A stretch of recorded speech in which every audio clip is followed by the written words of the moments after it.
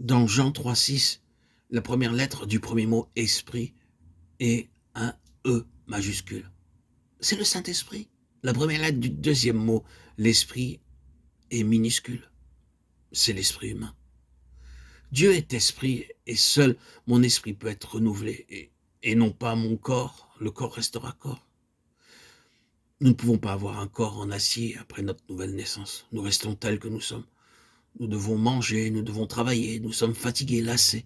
Nous demeurons des êtres humains ordinaires. Ce corps ne se transformera jamais en acier. Mais dans mon esprit, je peux être renouvelé, devenir une nouvelle personne, avec de nouvelles facultés. Ceci n'est possible que lorsque je suis d'abord purifié intérieurement. Dans Hébreux 9,14, nous lisons combien plus le sang de Christ qui, par l'Esprit éternel, s'est offert lui-même sans tache à Dieu, purifiera-t-il votre conscience des œuvres mortes, afin que vous serviez le Dieu vivant. Avant que le Saint-Esprit ne puisse venir dans mon esprit, il faut que toutes les taches de souillure causées par des pensées, des paroles et des actes soient lavées et enlevées.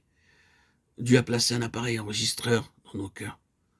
Chaque mot que nous prononçons, chaque pensée, ce que nous faisons, sont enregistrés silencieusement dans la conscience.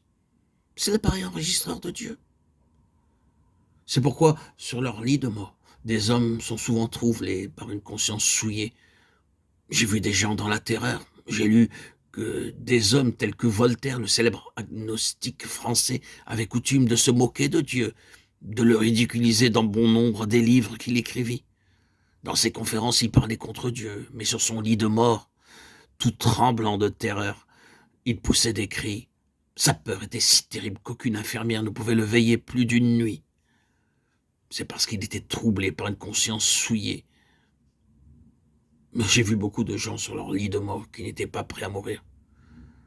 Je vous en prie, faites quelque chose, plaidait-il. Certains font la charité afin que miséricorde leur soit faite. D'autres, comme les païens, désirent des cérémonies à cause de la crainte de la mort. En fait, chaque être humain qui ne connaît pas Dieu est troublé sur son lit de mort par sa conscience souillée. Il n'y a pas de paix sur leur visage, seulement la crainte, la terreur et les ténèbres. Mais sur le visage d'un croyant s'exprime la parfaite paix d'un enfant endormi, assoupi.